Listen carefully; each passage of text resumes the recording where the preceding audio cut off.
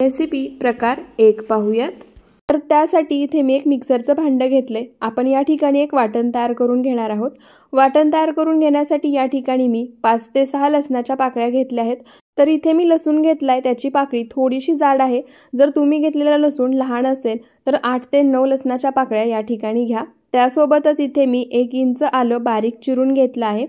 त्यानंतर इथे मी 4 हिरव्या मिरच्या अशा मधून तोडून घेतल्या आहेत। आता तुमची मुलं तिखट कसं खातात त्याप्रमाणे हिरवी मिरची कमी जास्त घेऊ शकता आणि इथे घेतलेली हिरवी मिरची तिखटाला कमी आहे, त्यामुळे मी 4 वापरले आहेत। तुमच्याजवळ असलेली हिरवी मिरची जर तिखट असेल तर फक्त 1 किंवा 2 वापरली तरी चालेल।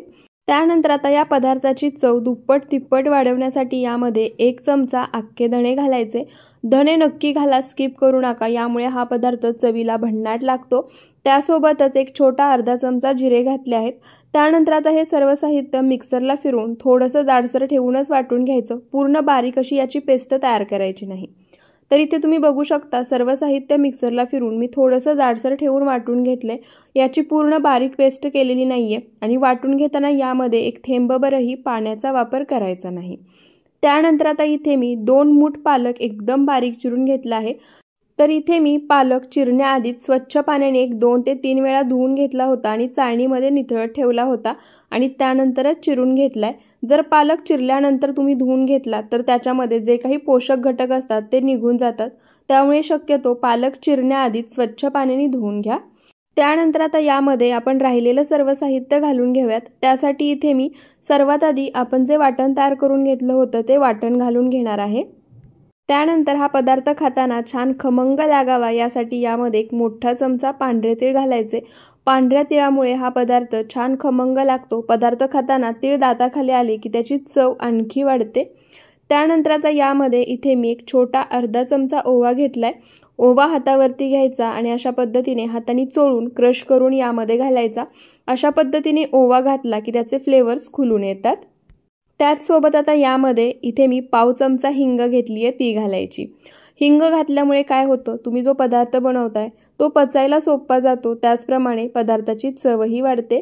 1 छोटा चमचा हळद घालायची। त्यानंतर 1 चमचा इथे मी कश्मीरी लाल मिरची पावडर घेतली आहे। तर इथे मी कश्मीरी लाल मिरची पावडर वापरली आहे जी तिखटाला कमी असते। आपण हिरवी मिरची सुद्धा घातली आहे, त्यामुळे जर तुमच्या मुलांना जास्त तिखट आवडत नसेल तर लाल मिरची पावडर स्किप केली तरी चालेल। 1 चमचा किंवा चवीनुसार मीठ घालायचं आणि 1 मोठा चमचा यामध्ये कच्चं तेल घालायचं। त्यानंतर आता हे सर्व साहित्य आपण पालकमध्ये मिक्स करून घेऊया। आपण यामध्ये जे काही पावडर मसाले आणि मीठ घातलं आहे ते चिरून घेतलेल्या पालकमध्ये छान एकसारखं मिक्स झालं पाहिजे। तर इथे सर्व साहित्य मी पालकमध्ये छान एकसारखं मिक्स करून घेतलं आहे। तर मसाले घातल्यानंतर पालकामध्ये ते सुरुवातीला यासाठी मिक्स करून घ्यायचे, कारण आपण मसाल्यांसोबत यामध्ये मीठ सुद्धा घातलं आहे। पालकला स्वतःचं असं पाणी सुटतं आणि मिठामुळे सुद्धा पाणी सुटतं, त्यामुळे मसाले अशा पद्धतीने सुरुवातीला जे आपण पालक चिरून घेतलाय त्यामध्ये मिक्स करून घेतले की ते सर्व पालकमध्ये छान एकसारखे मिक्स होतात, पदार्थाची चव वाढते। त्याचप्रमाणे आपण यामध्ये जे पीठ वापरणार आहोत त्याचं प्रमाण जास्त होत नाही। तर इथे सर्व साहित्य पालकमध्ये मी छान एकसारखं मिक्स करून घेतले। आता यामध्ये अर्धी वाटी मी तांदळाचं पीठ घातलं आहे। आता या ठिकाणी ज्या वाटीने मी तांदळाचं पीठ घेतलं होतं त्याच वाटीने मोजून मी बेसन पीठ घेणार आहे। पण बेसन पीठ आपल्याला एका वेळी सर्व घालायचं नाहीये, तर थोडं थोडं करून घालायचं आहे आणि या पालकमध्ये मिक्स करून घ्यायचं। आपण या ठिकाणी जो हा पदार्थ बनवतोय त्यामध्ये पिठाचं प्रमाण जास्त नाही झालं पाहिजे, पालक जास्त प्रमाणात राहिला पाहिजे, तरच या पदार्थाची चव वाढते। पदार्थ चवीला एकदम भन्नाट लागतो, त्यामुळे बेसन पीठ लागेल असं थोडं थोडंच घालायचं, एका वेळी जास्त बेसन पीठ यामध्ये घालायचं नाही। तर तांदळाचं पीठ आणि बेसन पीठ घातल्यानंतर तुम्ही पाहू शकता 1 थेंबभरही पाण्याचा वापर न करता पालकला सुटलेल्या पाण्यामध्येच हे बेसन पीठ छान मिक्स झालं आहे।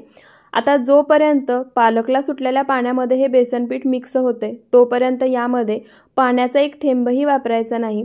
ज्यावेळी पालकला सुटलेल्या पाण्यामध्ये बेसन पीठ मिक्स व्हायचं बंद होईल त्यावेळी यामध्ये लागेल असं थोडं थोडं पाणी घालायचं आणि याचा एक छान असा गोळा तयार करून घ्यायचा। पण लक्षात ठेवा, जसं मी सुरुवातीलाच सांगितलं आहे, यामध्ये बेसनचं प्रमाण जास्त झालं, पालक कमी पडला तर हा पदार्थ चवीला छान लागत नाही। त्यामुळे शक्यतो लागेल असं बेसन पीठ घाला आणि लागेल असंच पाणी घाला आणि याचा गोळा तयार करून घ्या। तर इथे लागेल असं थोडं थोडं बेसन पीठ घालून आणि लागेल असंच थोडं थोडं पाणी घालून मी याचा छान गोळा तयार करून घेतला आहे। तुम्हाला दिसत असेल यामध्ये बेसन पिठाचं प्रमाण कमी आहे आणि पालकचं प्रमाण जास्त आहे। त्याचप्रमाणे मी या ठिकाणी 1 वाटी बेसन पीठ घेतलं होतं, त्यातलं पाव वाटी बेसन पीठ म्हणजे पोहे खायच्या चमच्याने 4 चमचे बेसन पीठ शिल्लक राहिलं आहे। त्याचप्रमाणे तुम्ही या ठिकाणी पालक किती घेतला आहे त्याच्यावरती सुद्धा बेसन पिठाचं प्रमाण अवलंबून राहील। त्यानंतर इथे मी स्टीमरचं वरचं भांडं घेतलं आहे। स्टीमरच्या खालच्या भांड्यामध्ये मी गॅसवरती पाणी गरम करायला ठेवलं आहे। आता या स्टीमरच्या भांड्याला आपण तेल आणि ग्रीस करून घेऊयात। तुमच्याजवळ जर स्टीमरचं भांडं नसेल तर तुम्ही एखाद्या चाळणीवरती सुद्धा हा पदार्थ वाफवून घेऊ शकता। तर इथे मी स्टीमरच्या वरच्या भांड्याला तेल लावून घेतले। त्यासोबतच आपण जो पिठाचा गोळा तयार करून घेतला होता त्यामध्ये सुद्धा एक मोठा चमचा तेल घालायचं। तेल घातलं की हे जे पीठ आहे ते हाताला चिटकत नाही आणि याचा व्यवस्थित गोळा तयार होतो। त्यामुळे एक मोठा चमचा तेल घालायचं। तेल घातल्यानंतर हा गोळा पुन्हा एकदा एकसारखा मिक्स करून घ्यायचा। तुम्ही पाहू शकता पीठ जास्त प्रमाणामध्ये हाताला अजिबात चिटकत नाहीये। त्यानंतर आता काय करायचं, हाताला सुद्धा थोडंसं तेल लावून घ्यायचं आणि आपण जो गोळा तयार करून घेतला आहे त्याचे 2 भाग करायचे आणि जसं मी व्हिडिओमध्ये दाखवलं आहे त्या पद्धतीने त्याचे रोल तयार करून घ्यायचे। तर इथे रोल तयार करून घेताना जास्त पातळही बनवायचे नाहीत आणि जास्त जाडसरही नाही, मध्यम जाडसर असे हे रोल तयार करून घ्यायचे। तर इथे मी एक रोल तयार करून घेतला आहे। आता याच पद्धतीने शिल्लक राहिलेल्या पिठाचा दुसऱ्या गोळ्याचा सुद्धा रोल आपण तयार करून घेऊयात। जर पीठ हाताला चिटकत असेल तर थोडंसं तेल हाताला लावून घेऊ शकता आणि त्यानंतर याचा रोल तयार करून घ्यायचा। तर आज आपण या ठिकाणी 4 ते 5 दिवस टिकणारी मस्त खमंग अशी पालकची वडी बनवतोय। तर इथे दुसरा रोल सुद्धा मी तयार करून घेतला आहे, स्टीमरच्या भांड्यामध्ये ठेवला आहे। तर स्टीमरच्या भांड्यामध्ये तयार केलेले रोल ठेवताना लक्षात ठेवा मध्ये थोडंसं अंतर ठेवायचं। आपण यामध्ये थोडाही सोड्याचा वापर केला नाहीये तरी सुद्धा हे रोल शिजल्यानंतर म्हणजे स्टीम करून घेतल्यानंतर छान फुलतात। त्यामुळे रोल स्टीमरच्या भांड्यामध्ये ठेवताना थोडंसं मध्ये अंतर ठेवूनच ठेवून घ्यायचे। त्यानंतर गॅसवर स्टीमरच्या भांड्यामध्ये जे पाणी गरम करायला ठेवलं होतं ते सुद्धा गरम झालं आहे।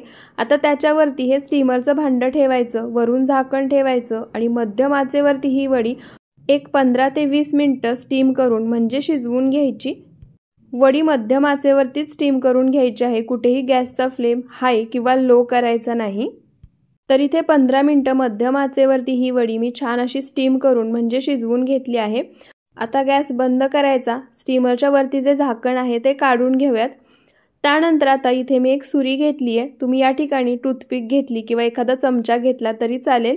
सुरी अशा पद्धतीने आपण जे रोल तयार करून घेतले आहेत त्यामध्ये घालायची। तुम्ही पाहू शकता सुरी कोरडी बाहेर आली आहे, त्याला अजिबात पीठ चिटकलं नाहीये, म्हणजे ही वडी एकदम व्यवस्थित परफेक्ट अशी स्टीम झाली आहे, आतपर्यंत छान अशी शिजली आहे। त्यानंतर आता हे स्टीमरचं भांडं काढून घ्यायचं आणि पूर्णपणे हे तयार करून घेतलेले रोल थंड करून घ्यायचे। तर इथे स्टीम करून घेतलेले रोल पूर्णपणे थंड झाले आहेत। तुम्ही पाहू शकता स्टीमरच्या भांड्याला सुद्धा अजिबात चिटकत नाहीयेत, हाताला सुद्धा चिटकत नाहीयेत, एकदम परफेक्ट स्टीम सुद्धा झाले आहेत। आता हे रोल आपण एका ताटामध्ये काढून घेऊयात आणि कट करून याच्या वड्या तयार करून घेऊयात।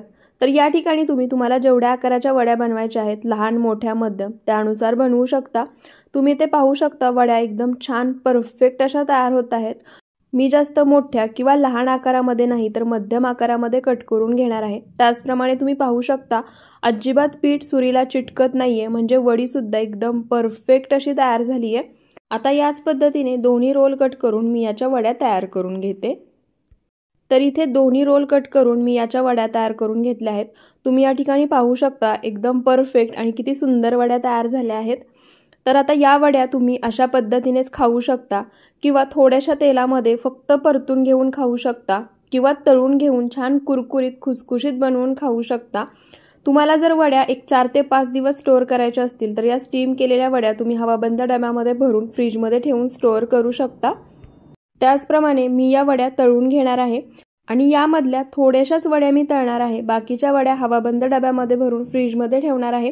जसं की मी सांगितलं 4 दिवसापर्यंत या वड्या फ्राय करून परतून घेऊन तुम्ही कधीही खाऊ शकता। तर वड्या तळून घेण्यासाठी मी पॅनमध्ये तेल गरम करायला ठेवलं होतं। तेल छान कडकडीत गरम झालं आहे। त्यानंतर आता यामध्ये बसतील एवढ्या वड्या सोडून घ्यायच्या आणि मध्यम आचेवरती अलटीपलटी करत या वड्या छान सोनेरी रंग येईपर्यंत वरून छान कुरकुरीत होईपर्यंत तळून घ्यायच्या। वड्या मंद आचेवरती तळायच्या नाहीत, नाहीतर त्यामध्ये जास्त प्रमाणामध्ये तेल शोषलं जातं आणि वड्या तेलकट होतात। त्याचप्रमाणे मोठ्या आचेवरती तळून घेतल्या वडी तेलामध्ये सोडल्यानंतर गॅसचा फ्लेम मीडियमच ठेवायचा। मीडियम फ्लेमवरतीच वडी खालच्या बाजूने छान फ्राय करून घ्यायची। 1 मिनिटभर तरी वडी पलटी करायची नाही। खालच्या बाजूने ही वडी छान फ्राय झाली की चमच्याने पलटी करायची आणि अलटी पलटी करत मध्यम आचेवरती छान सोनेरी रंग येईपर्यंत वडी छान कुरकुरीत खुसखुशीत होईपर्यंत तळून घ्यायची। तर इथे तुम्ही पाहू शकता वडी छान सोनेरी रंग येईपर्यंत मध्यम आचेवरती मी तळून घेतली आहे। वडी तेलामध्ये सोडल्यानंतर तेलावरती फेस आला होता, बुडबुडे आले होते, ते सुद्धा पूर्णपणे कमी झाले आहेत। म्हणजे ही वडी आतपर्यंत छान तळली गेली आहे। आता ही तळून घेतलेली वडी आपण एखाद्या किचन पेपरवरती काढून घेऊयात, म्हणजे यामध्ये जे काही एक्स्ट्रा तेल असेल ते पूर्ण निघून जाईल। आणि आता याच पद्धतीने राहिलेल्या वड्या सुद्धा मी तळून घेणार आहे। त्याचप्रमाणे जसं की मी आधीच सांगितलं होतं, फक्त अर्ध्याच वड्या मी तळून घेणार आहे। राहिलेल्या वड्या हवाबंद डब्यामध्ये भरून फ्रीजमध्ये ठेवून देणार आहे। 4 दिवस या वड्या छान टिकतात। तर इथे मी जेवढ्या वड्या मला हव्या होत्या तेवढ्या तळून घेतल्या आहेत। वडी तुम्ही पाहू शकता एकदम परफेक्ट अशी तयार झाली आहे। वडी आतपर्यंत एकदम छान तळली गेली आहे, कुरकुरीत खुसखुशीत झाली आहे। मी तुम्हाला या ठिकाणी वडीचा आवाज ऐकवते, तुम्ही वडीचा आवाज ऐकू शकता किती छान येतोय। त्याचप्रमाणे वडी तुम्ही पाहू शकता अजिबात तेलकट झाली नाहीये, आतपर्यंत सुद्धा तुम्ही पाहू शकता छान शिजली आहे आणि तळली गेली आहे। तर या थंडीमध्ये जर मुलं पालेभाज्या पालक खात नाहीत तर मुलांना ही वडी नक्की बनवून द्या। मुलं पुन्हा पुन्हा मागून आणि आवडीने खातील। चवीला एकदम भन्नाट जबरदस्त लागते। रेसिपी प्रकार 2 पाहूयात। तर त्यासाठी आपण इथे एक ताजं वाटण बनवून घेणार आहोत। त्यासाठी इथे मी 7 ते 8 लसणाच्या पाकळ्या घेतल्या आहेत। त्यासोबतच 7 ते 8 हिरव्या मिरच्या, थोडंसं आलं घेतले। हिरवी मिरची अशा पद्धतीने तोडून यामध्ये घालायची। त्याचसोबत तुमच्या मुलांना किंवा तुम्हाला जसं तिखट आवडतं त्यानुसार तुम्ही मिरचीचं प्रमाण कमी जास्त करू शकता। त्यानंतर आता यामध्येच इथे मी अर्धा चमचा जिरे घेतले आहेत, ते घालायचे। त्यानंतर हा पदार्थ छान खमंग व्हावा यासाठी यामध्ये 1 चमचा धणे घालायचे। त्यानंतर आता हे सर्व साहित्य खलबत्त्यामध्ये जाडसर कुटून घ्यायचं।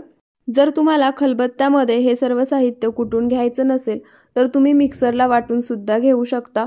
फक्त मिक्सरला वाटून घेताना सुद्धा लक्षात ठेवा एकदम बारीक पेस्ट तयार करायची नाहीये, थोडंसं मोठंच ठेवायचं आहे। पण अशा पद्धतीने खलबत्त्यामध्ये बनवून घेतलेलं वाटण घातलं की पदार्थाची चव दुपटीने वाढते। त्यामुळे हे सर्व साहित्य शक्यतो खलबत्त्यामध्येच कुटून घ्या। तर इथे सर्व साहित्य मी खलबत्त्यामध्ये जाडसर कुटून घेतलं आहे, तुम्ही पाहू शकता। तर इथे आपलं वाटण बनवून तयार झालं आहे। आता आपण पुढची तयारी करूया। तर त्यासाठी इथे मी 2 लहान पेंड्या शेपूची भाजी स्वच्छ पाण्याने धुवून घेतली होती। चाळणीमध्ये ठेवून यामधलं सर्व पाणी निथळून घेतले आणि ही भाजी एकदम बारीक अशी चिरून घेतली आहे। भाजी चिरून घेताना भाजीची जी देठं असतात ती सुद्धा बारीक चिरून घ्यायची, कारण खरी चव त्या देठांमध्येच असते। त्यानंतर आता ही भाजी आपण वाटीने मोजून घेणार आहोत। तर तुम्ही भाजी मोजून घेण्यासाठी घरातील एखादी वाटी किंवा मेजरिंग कप किंवा कोणतंही भांडं वापरू शकता, कारण ज्या वाटीने आपल्याला भाजी मोजून घ्यायची आहे त्याच वाटीने राहिलेलं सर्व साहित्य सुद्धा मोजून घ्यायचं आहे। तर इथे मी आता वाटीने ही भाजी मोजून घेते। किती वाटी भाजी भरतीये त्यानुसार आपल्याला यामध्ये पुढचं साहित्य वापरायचं आहे। तर इथे मी वाटीने भाजी मोजून घेतली आहे, एकूण 3 वाटी इतकी ही भाजी भरली आहे। त्यानंतर आता याच वाटीने यामध्ये आपण पुढचं साहित्य घालूया। तर ज्या वाटीने मी भाजी मोजून घेतली होती त्या वाटीने यामध्ये अर्धी वाटी ज्वारीचं पीठ घालायचं। ज्वारीचं पीठ नसेल तर त्याऐवजी तुम्ही बाजरीचं किंवा तांदळाचं पीठ वापरलं तरी चालेल, पण एकदा ज्वारीचं पीठ नक्की बनवून पहा, त्यामुळे हा पदार्थ तेलकट होत नाही आणि आतून छान जाळीदार तयार होतो। त्यानंतर आता त्याच वाटीने इथे मी 1 वाटी बेसन पीठ घेतलं आहे। तर इथे प्रमाण लक्षात ठेवा, 3 वाटी भाजीसाठी या ठिकाणी 1.5 वाटी पिठाचं प्रमाण वापरायचं आहे। अर्धी वाटी ज्वारीचं पीठ आणि 1 वाटी बेसन पीठ असं 1.5 वाटी पीठ मी या ठिकाणी वापरलं आहे। त्यानंतर आता यामध्ये राहिलेलं सर्व साहित्य घालूयात। त्यासाठी सर्वात आधी आपण जे वाटण तयार करून घेतलं होतं ते घालूयात। तर इथे तयार करून घेतलेलं वाटण मी यामध्ये घातलं आहे। आता काही पावडर मसाले घालायचे। त्यामध्ये अर्धा चमचा हळद, 1 चमचा काश्मीरी लाल मिरची पावडर। या ठिकाणी लाल मिरची पावडर जर तुम्हाला नसेल वापरायची, नाही वापरली तरी चालेल, तिखटाला कमी आहे त्यामुळे मी कलरसाठी वापरली आहे। त्यासोबतच अर्धा चमचा गरम मसाला, एक मोठा चमचा पांढरे तीळ, एक चमचा इथे मी ओवा घेतलाय, तो तळहातावरती घ्यायचा आणि अशा पद्धतीने चोळून म्हणजे क्रश करून यामध्ये घालायचा। बऱ्याच जणांना शेपूची भाजी खाल्ल्यानंतर ॲसिडिटीचा त्रास होतो, जळजळतं, तर त्यासाठी ओवा अत्यंत उपयुक्त आहे। ओवा घातल्यामुळे या शेपूच्या भाजीपासून आपण जो पदार्थ बनवतोय तो खाल्ल्यानंतर तुम्हाला जळजळणार नाही किंवा ॲसिडिटी होणार नाही। सोबतच यामध्ये पाव चमचा हिंग घालायची। हिंग सुद्धा पचनासाठी एकदम छान असते। त्यानंतर चवीनुसार मीठ घालायचं आणि आता हे सर्व साहित्य या शेपूच्या भाजीमध्ये मिक्स करून घ्यायचं। तर भाजीला पाणी सुटतं, त्यामुळे सुरुवातीला यामध्ये थेंबभरही पाणी घालायचं नाहीये। भाजीला जे पाणी सुटतंय त्यामध्येच हे सर्व साहित्य आणि आपण जे पीठ घातले ते मिक्स करून घ्यायचं। सर्व साहित्य भाजीमध्ये मिक्स करून झालं, भाजीला पाणी सुटायचं बंद झालं, त्यानंतरच लागेल असं थोडं थोडं पाणी घालून आपल्याला पीठ मळून घ्यायचंय। तर इथे सर्व पीठ आणि साहित्य मी शेपूच्या भाजीसोबत मिक्स करून घेतलं आहे। त्यानंतर आता लागेल असं थोडं थोडं पाणी घालायचं आणि आपण कोथिंबीर वडी बनवण्यासाठी जसं पीठ मळून घेतो ना, अगदी त्याच पद्धतीचं पीठ आपल्याला या ठिकाणी मळून घ्यायचं आहे। तुम्ही या ठिकाणी पाहू शकता, यामध्ये शेपूच्या भाजीचं प्रमाण जास्त आहे आणि पिठाचं कमी आहे, त्यामुळे खाताना सुद्धा हा पदार्थ चवीला भन्नाट अप्रतिम लागतो। कारण खाताना सुद्धा यामध्ये भाजीचं प्रमाण जास्त लागतं, पिठाचं कमी, त्यामुळे चव एकदम जबरदस्त लागते। तर इथे लागेल असं थोडं थोडं पाणी घालून सर्व साहित्य मी एकत्र करून घेतलं आहे। छान असा गोळा तयार करून घेतला आहे। तुम्ही पाहू शकता, आपण कोथिंबीर वडी बनवण्यासाठी जसं पीठ मळतो अगदी तसंच पीठ मी मळून घेतलंय। त्यानंतर आता याच्यावरती एक चमचाभर तेल सोडायचं आणि तेल सोडल्यानंतर पुन्हा हे पीठ आपण एकदा मिक्स करून घ्यायचं, म्हणजे हे पीठ हाताला चिटकणार नाही आणि व्यवस्थित मिक्स होऊन याचा छान गोळा तयार होईल। तर इथे मी तेल घातल्यानंतर छान असा पिठाचा गोळा तयार करून घेतला आहे, तुम्ही पाहू शकता। आता हा तयार करून घेतलेला गोळा बाजूला ठेवूयात। इथे मी स्टीमरच्या वरचं भांडं घेतलं आहे। आता याला आपण तेलाने ग्रीस करून घेऊयात। तर या ठिकाणी तुमच्या जवळ जर स्टीमरचं भांडं नसेल तर कढईमध्ये पाणी ठेवायचं, त्याच्यामध्ये एखादी वाटी पालती ठेवायची आणि आपण मोदक उकडून घेतो ती चाळण असते, त्याला तेलाने ग्रीस करायचं आणि त्या चाळणीमध्ये आपण या ठिकाणी ज्या शेपूच्या वड्या बनवतो आहे त्या तुम्ही स्टीम करून घेऊ शकता। तर इथे स्टीमरच्या भांड्याला मी तेल लावून घेतलं आहे, त्यासोबतच थोडंसं हाताला सुद्धा तेल लावलं आहे। आता जो गोळा आपण तयार करून घेतला आहे त्यातलं अर्ध पीठ हातामध्ये घ्यायचं आणि जसं मी व्हिडिओमध्ये दाखवतेय त्या पद्धतीने लांब असा याचा रोल तयार करून घ्यायचा। तर या ठिकाणी आपण जे पीठ तयार केलं आहे त्यामध्ये 2 रोल फक्त बनवून घेणार आहोत, जास्त रोल बनवायचे नाहीत आणि जसं मी व्हिडिओमध्ये दाखवले त्या पद्धतीनेच मध्यम जाडसर असे हे रोल तयार करून घ्यायचे। आणि आता याच पद्धतीने जे राहिलेलं पीठ आहे त्याचा सुद्धा आपण रोल तयार करून घेऊयात। तर इथे मी शिल्लक राहिलेल्या सर्व पिठाचा दुसरा रोल तयार करून घेतला आहे, तो सुद्धा स्टीमरच्या वरच्या भांड्यामध्ये ठेवूयात। तर या ठिकाणी दोन्ही रोल बनवून तयार झाले आहेत। रोल स्टीमरच्या भांड्यामध्ये ठेवताना मध्यभागी थोडंसं अंतर ठेवायचं। आपण यामध्ये सोडा वापरला नाहीये तरी सुद्धा ही वडी स्टीम झाल्यानंतर छान फुलते। त्याचसोबत मी स्टीमरच्या खालच्या भांड्यामध्ये पाणी गरम करायला ठेवलं होतं। पाणी अशा पद्धतीने छान उकळवून घ्यायचं आहे आणि त्यानंतर स्टीमरचं वरचं भांडं त्याच्यावरती ठेवायचं। अशा पद्धतीने पाणी छान खळखळून उकळलेलं असेल तर वडी एकदम परफेक्ट स्टीम होते आणि पटकन स्टीम होते। आता झाकण ठेवायचं आणि मध्यम आचेवरती एक 15 ते 20 मिनिटं ही वडी स्टीम करून घ्यायची। तर इथे मी मध्यम आचेवरती एक 15 मिनिटं ही वडी स्टीम करून घेतली आहे।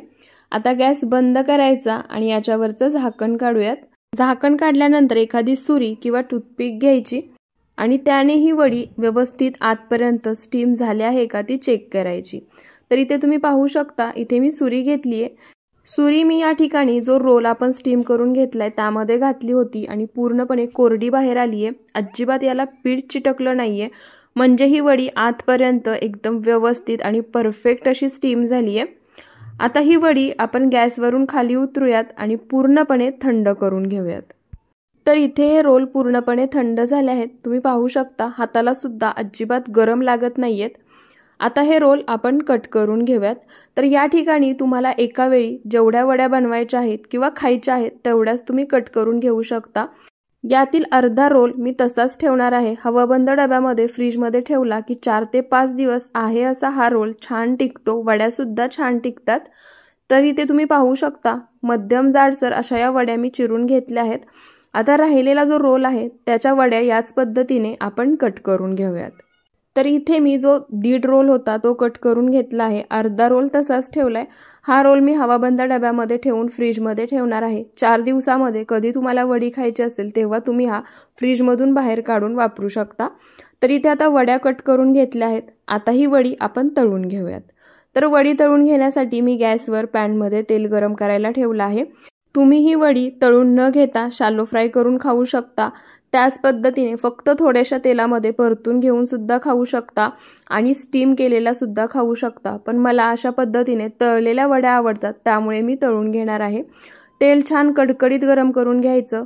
त्यानंतर यामध्ये एका वेळी 5 ते 6 वड्या सोडायच्या आणि मध्यम आचेवरती या वड्या अलटीपलटी करत छान सोनेरी रंग येईपर्यंत तळून घ्यायच्या। वडी तेलामध्ये सोडली की लगेच पलटी करायची नाही, खालच्या बाजूने हलकीशी तळू द्यायची आणि त्यानंतरच पलटी करायची।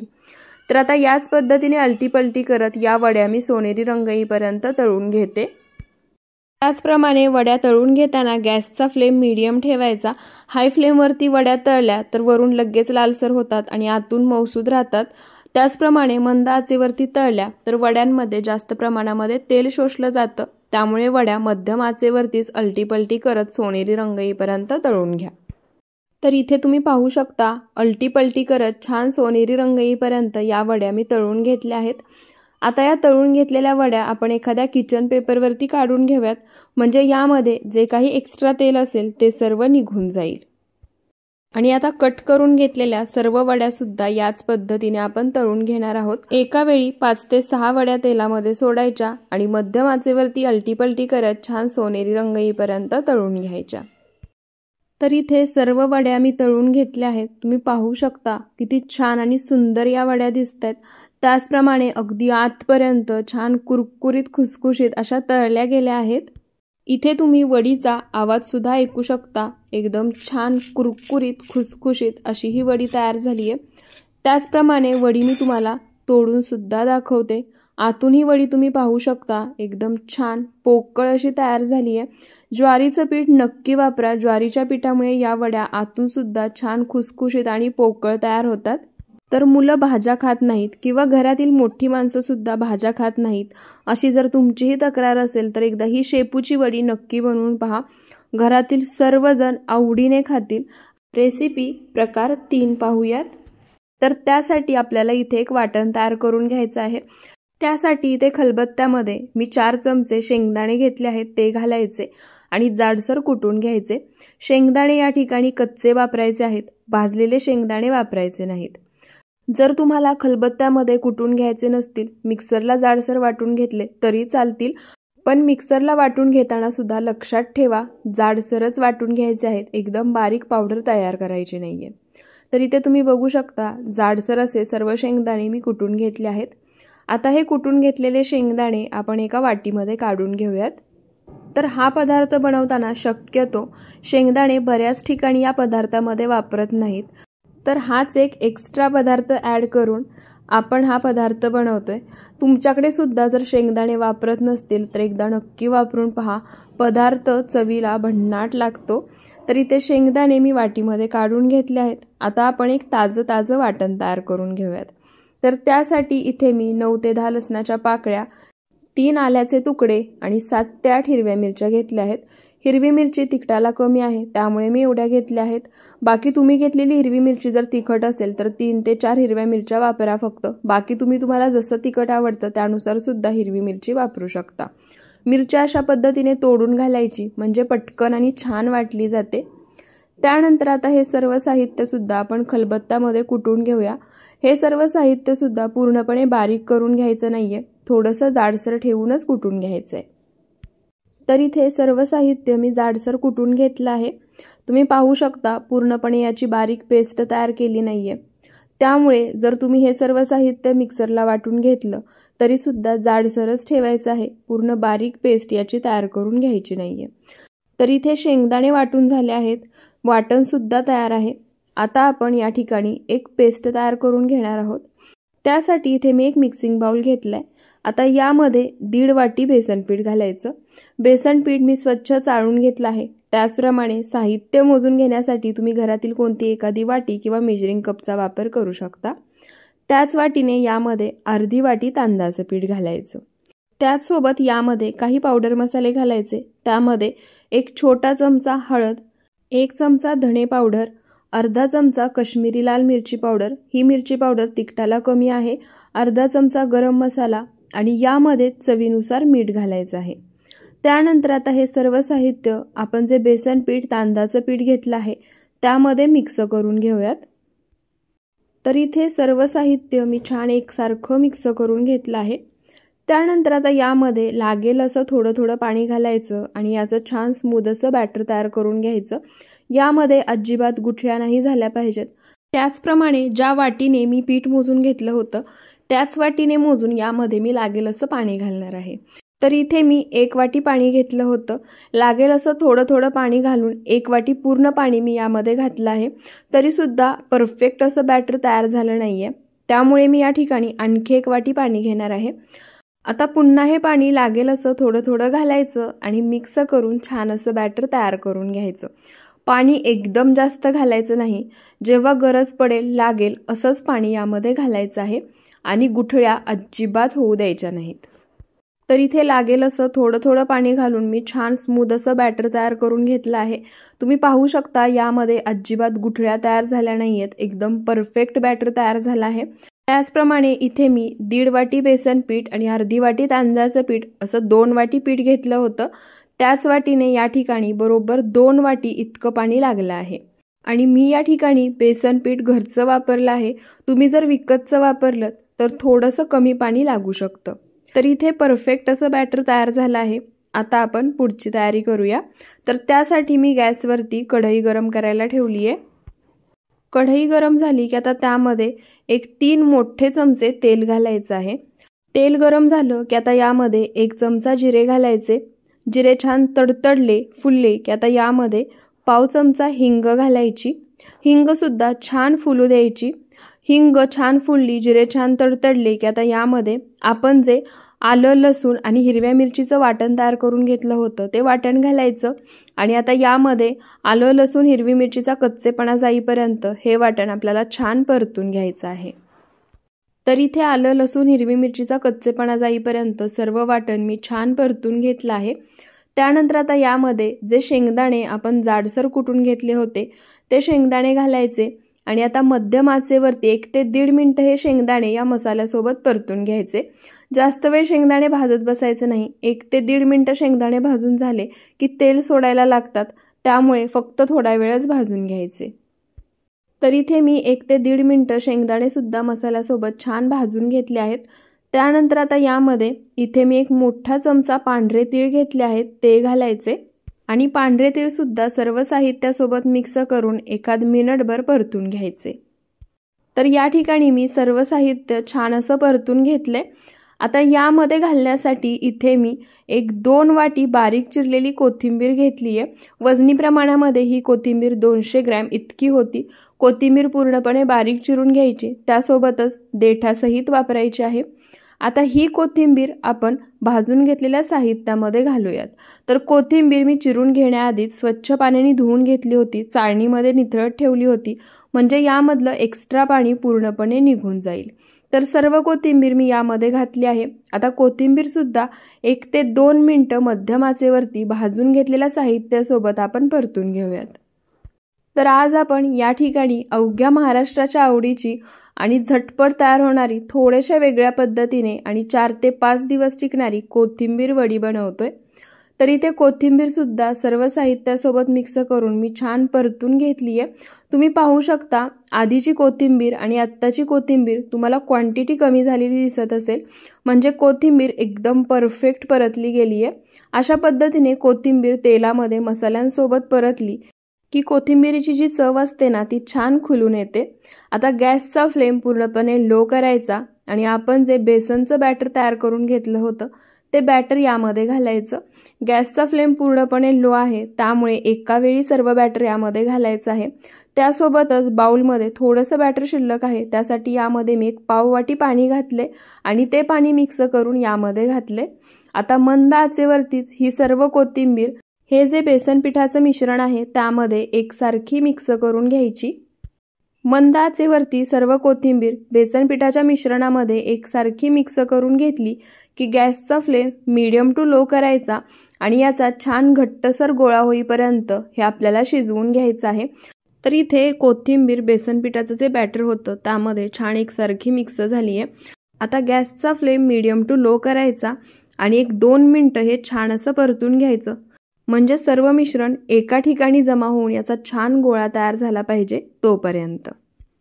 तर या ठिकाणी जे मिश्रण होतं ते घट्टसर व्हायला लागले।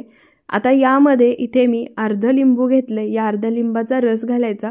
लिंबाचा रस सर्वात शेवटी घालायचा, सुरुवातीला घातला तर त्यामुळे हा पदार्थ कडवट होऊ शकतो, त्यामुळे लिंबाचा रस शक्यतो शेवटी घालायचा। आता लिंबाचा रस घातल्यानंतर मध्यम आचेवरती तुम्ही पाहाल 1 ते 2 मिनिटातच याचा छान असा गोळा तयार होईल। तर इथे लिंबाचा रस घातल्यानंतर 1-2 मिनिटातच या सर्व मिश्रणाचा छान असा गोळा तयार झाला आहे। आता गॅस बंद करायचा। त्यानंतर इथे मी 1 खोलगट ताट घेतले। आता या ताटाला आपण तेलाने ग्रीस करून घेऊया। तर या ठिकाणी ताटाला तेलाने ग्रीस करून घेताना म्हणजे तेल लावताना मध्यभागी त्याचप्रमाणे सर्व बाजूनी लावून घ्यायचं आहे। पूर्ण ताटाला तेलाने ग्रीस करून घेतलं की आता याच्यावरती थोडेसे पांढरे तीळ टाकायचे आणि त्यानंतर तयार करून घेतलेला गोळा याच्यावरती टाकायचा आणि पसरवून घ्यायचा। तर या ठिकाणी तुम्ही हा गोळा पसरवण्यासाठी आहे त्या उलथण्याने पसरवू शकता किंवा एखाद्या वाटीचा सुद्धा उपयोग करू शकता। मी या ठिकाणी हा पूर्ण गोळा वाटीने पसरून घेणार आहे। त्याचप्रमाणे जाडसर असा हा गोळा आपल्याला थापून घ्यायचा आहे, म्हणजे पूर्ण ताटामध्ये पसरवून घ्यायचा आहे।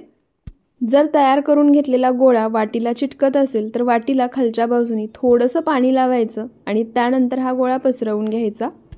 तर इथे तुम्ही पाहू शकता सर्व गोळा या ताटामध्ये मी छान असा पसरवून घेतला आहे। तुम्ही पाहू शकता एकदम प्लेन असं हे ताटामध्ये पसरलं गेले, अजिबात कुठेही तडा गेलेला नाहीयेत। त्यानंतर आता याच्या वरून सुद्धा थोडेसे पांढरे तीळ घालायचे। याच्यावर वरून पांढरे तीळ घालणे पूर्णपणे ऑप्शनल आहे, तुम्हाला नसतील घालायचे, नाही घातले तरी चालतील।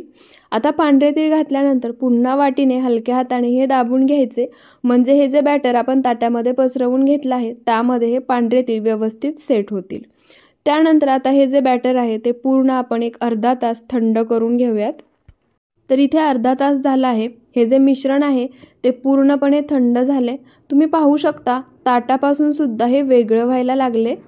त्याचप्रमाणे हात लावल्यानंतर हाताला थोडं सुद्धा गरम लागत नाहीये आणि एकदम परफेक्ट असं हे सेट झाले। आता आपण याच्या वड्या पाडून घेऊयात। तर तुम्हाला ज्या आकारामध्ये याच्या वड्या कट करून घ्यायच्या असतील त्या पद्धतीने करून घेऊ शकता। मी चौकोनी आकारामध्ये करून घेणार आहे। तर इथे तुम्ही पाहू शकता चौकोनी आकारामध्ये मी याच्या वड्या कट करून घेतल्या आहेत। अशा पद्धतीने जर तुम्ही कोथिंबीर वडी बनवली तर अगदी झटपट बनून तयार होते। ज्यांना बनवता येत नाही ते सुद्धा सहज बनवू शकतील आणि चवीला सुद्धा भन्नाट लागते। तर इथे कोथिंबीर वडी मी कट करून घेतली आहे। तुम्हाला जर हवं असेल तर तुम्ही ही कोथिंबीर वडी आहे अशीच खाऊ शकता किंवा कढीपत्ता पांढऱ्या तिळाच्या फोडणीमध्ये परतून घेऊ शकता किंवा तेलामध्ये तळून सुद्धा घेऊ शकता।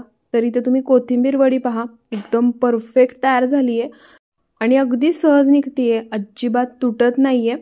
आता याच पद्धतीने राहिलेल्या सर्व वड्या मी काढून घेणार आहे आणि ही वडी मी तळून घेणार आहे, कारण मला तळलेलीच वडी आवडते, परतून घेतलेली आवडत नाही किंवा अशी खायला सुद्धा जास्त प्रमाणामध्ये आवडत नाही।